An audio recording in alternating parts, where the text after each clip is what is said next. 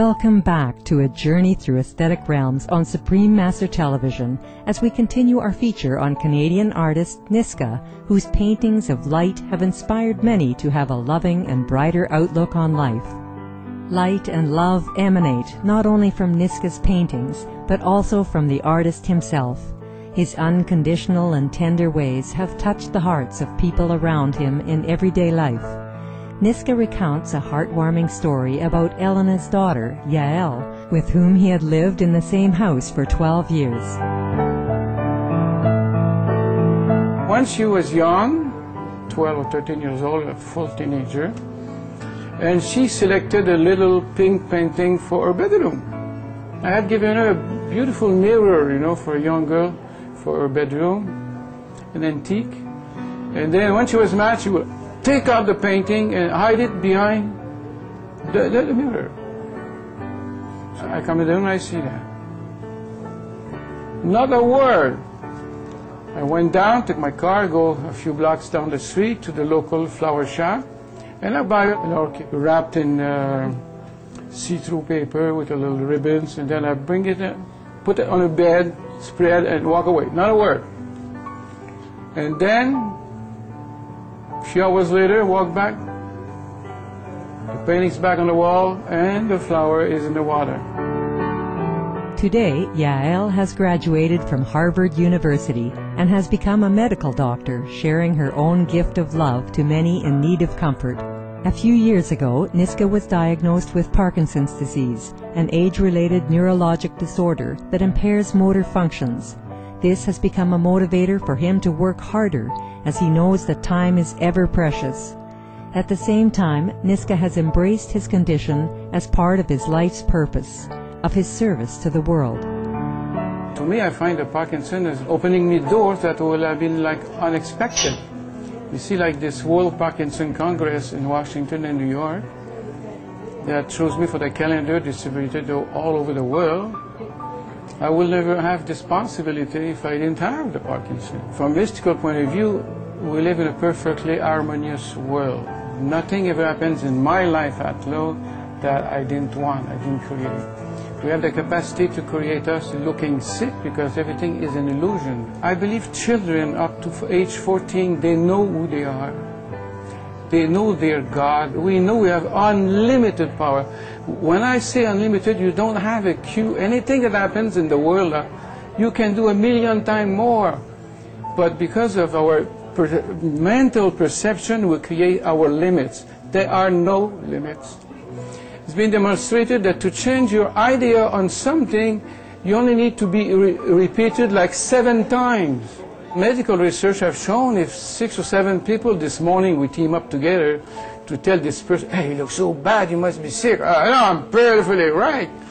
The second one, the third one, by the 7th time, the guy called the ambulance. The brain ruins all of your capacities when they're negative. We paralyze with what people taught us. Now, as adults, put them down, and refine the divine being that we are. As divine beings, it is human nature to seek light in darkness and hope in despair.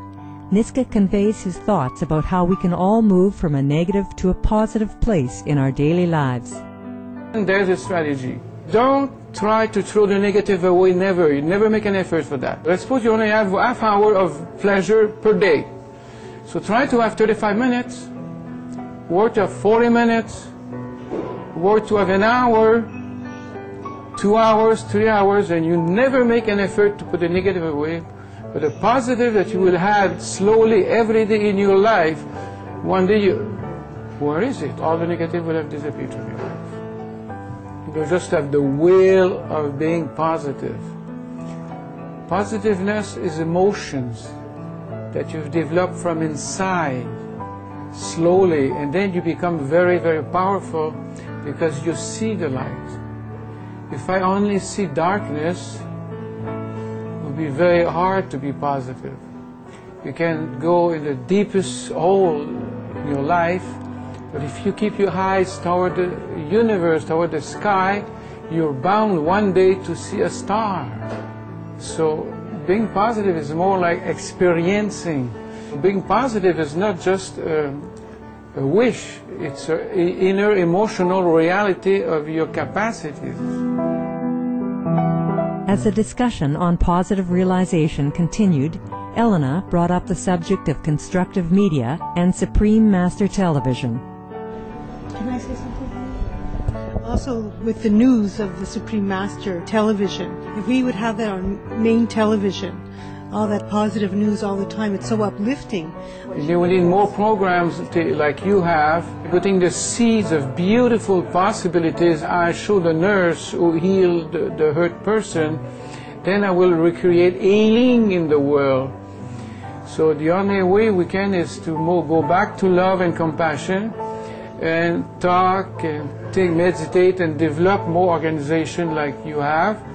Everything that you talk about every day will amplify. Through his paintings, Niska is also amplifying joy and hope in the world, one painting at a time. Through viewing them, people are rediscovering their light within, as the artist eagerly looks forward to the day that the whole world will be illuminated. If I look at this painting, it will probably be chosen by a very young person, like under 10, if the parents agree, or a very old, 75, 80 years or older. Many of the most spiritual people I know, they don't even know about it. They just are, you know. So it will probably be chosen by somebody very powerful that enjoys the light, because this one is very powerful.